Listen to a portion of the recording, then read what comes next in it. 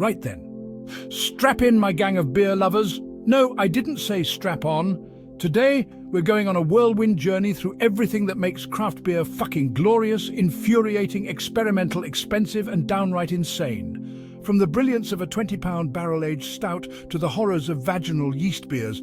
Oh yes, we're going there.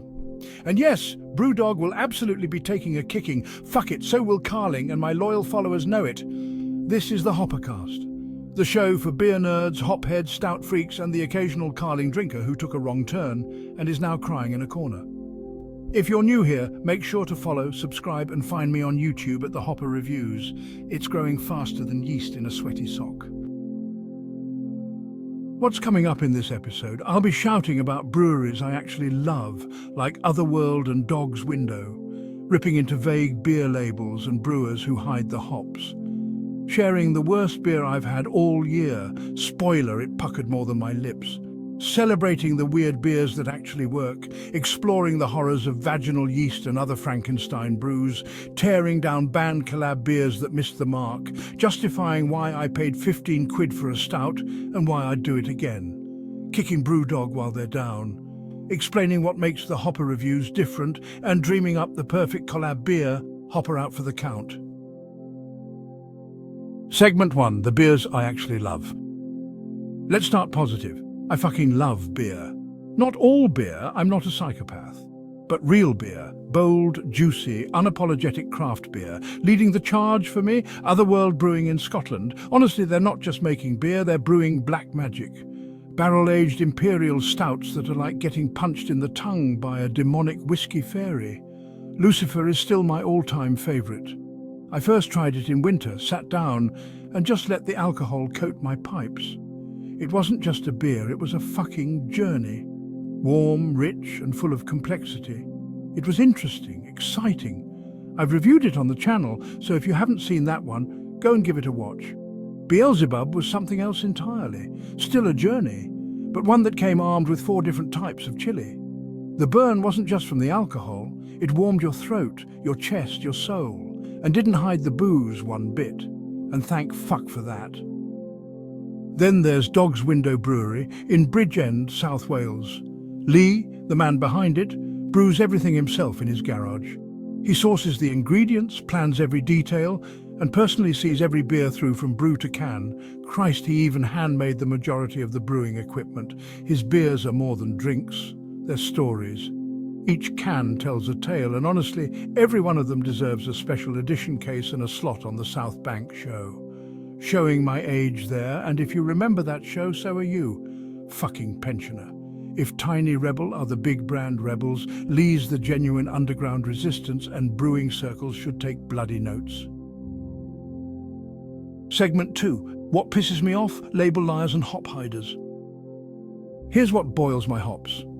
Breweries that don't list their hops. Loads of them. And I don't mean the occasional slip-up, I mean repeat offenders. Hopheads like us give a shit about hop profiles. We want flavour, real flavour. And that mostly comes from hops, not flavours of, not notes of fruit salad and warm hugs. If you're selling a beer, especially at craft prices, I want to know what's inside. I want to taste the hops, not just drink overpriced alcoholic fruit cordial. Any beer that gives me that information ticks a box. The shelf the cans are on becomes more of a menu that way. So I hate trends of beers that list flavours but not hops. I don't want to be told, this cake contains flour and is very nice. That doesn't sell me a cake. It just tells me what you think it's like. Add the word chocolate or strawberry to it, and I know what I'm buying. If the hop character is missing, you didn't make a DIPA, you made adult Ribena. And honestly, if a brewery isn't telling you what hops are in there, maybe it's because there aren't any, or at least not enough worth mentioning. And if that's the case, don't try to mug me off with cartoon labels and fancy names.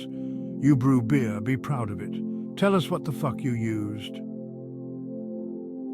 All right, let's take a moment to honour the worst thing I've ever put in my mouth, and believe me, I've eaten military biscuit brown rations in a thunderstorm. It's St. Austell's Proper Job. I actually reviewed a whole set, Proper Job, 0% Proper Job, and Big Job, and, well, the video was basically self-mutilation caught on camera. The original was so bitter I had to check if my tongue had grown extra taste buds just to suffer more. My mouth felt like my arse needed stitches. The surprise, you ask? Big Job, the double IPA, was actually far more tolerable. I expected it to be twice as bad, but it was the only one that didn't try to kill me. Still, I hadn't felt that bitter since Brewdog offered me a punk IPA, and I realized it was a glorified SodaStream experiment with daddy issues. Not all experiments are bad, though. Otherworld's Beelzebub, a quadruple chili barrel-aged stout, sounded like it was brewed as a prank, but tasted like a flaming, extremely alcoholic dessert from hell. Now that's how you do extreme beer. It had heat, depth, and balance, not just spice for the sake of burning your lips off. This is where things get moistly uncomfortable. I don't often go hunting for weird beer facts, they come to me. Sent by friends, family and subscribers who know exactly the sort of disturbing stuff that'll make me gag, laugh and write a script about it. They find articles, Reddit threads and press releases from breweries that are clearly drinking their own stock, and not in a good way. Now, if you follow my Would You Drink Beer Made From This playlist, you already know the horrors. Beard yeast, bull testicles, whale meat, a stout made using coffee beans shat out by a civet cat. And then there's chicha, the traditional corn beer made in parts of South America by women who chew corn, spit it into a bowl, and leave it to ferment. Yes, spit beer. Basically, a warm, foamy gob pint. But nothing tops vaginal yeast. It's the crown jewel of fuckery. Once you know someone made a sour using Lady Flora, you can't look at your pint the same again, especially if it's cloudy and has floaters. Just know. I researched these bastards, condensed them into 60-second beer facts shorts, and try not to puke while editing. The truth is, most of them make me feel a bit sicky. My balls climb an invisible ladder straight into my stomach. And my penis? That bugger panics and hides like he's playing sardines with the twins. It's not fear, it's pure yeast-based trauma. Let's talk about one of the most baffling trends in beer. Band collaborations. Beers made by bands, for fans, and often against tastebuds. I've tried a bunch of them, and honestly most taste like they were designed during a sound check, brewed on a tour bus, and bottled in someone's shoe. Salt and Trivium's Rice Lager? Ascendancy? That wasn't a beer. That was a throat assault, like drinking hoppy wasps. It made me question whether the brewers or the band had ever tasted a craft beer in their lives. Meanwhile, Salt's other collab with Bullet for My Valentine, The Poison, was surprisingly decent, balanced, tasty. Didn't feel like it was brewed out of pure merch greed. But it's rare. Iron Maiden's Trooper? Honestly didn't flick my dick. More brown ale than brutal. Paranoid Black Lager from Attic Brew? Actually a really decent beer, but it had fuck all to do with Black Sabbath or Ozzy Osbourne. Here's the problem. Most of these bands drink Jack Daniels or macro lagers backstage. They're not swirling a DIPA and sniffing for stone fruit. So how are they supposed to help make one? Unless you get a band that actually lives the craft beer lifestyle, like Pulp. Maybe. It's all marketing. It's Ed Sheeran launching a death metal label. If I had to be stuck drinking one for life, I'd choose The Poison. Not because it's perfect, but because it didn't actively make me hate music, which is more than I can say for Ascendancy. If you're charging me £8 for a pint, you better deliver. I don't want just a nice label. I want a pint that pours like silk, holds a thick, creamy head like it's proud of it, and makes me feel like I've just committed a glorious hoppy sin. Too many breweries, especially the big names, go all in on branding, shiny cans, punchy names, artwork that looks like a Marvel reboot. And then inside, piss. Watery, sugary piss pretending to be craft beer. And the worst part, we still buy the next one, because it might be better.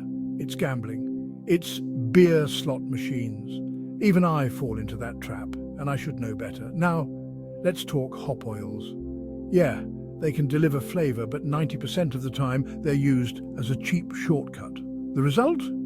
Beers that taste exaggerated, sugary, and fake.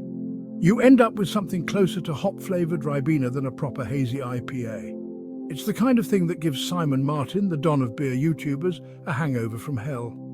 Personally, I don't get the hangover, but I do get sick of the taste after one can, especially with the sugar overload.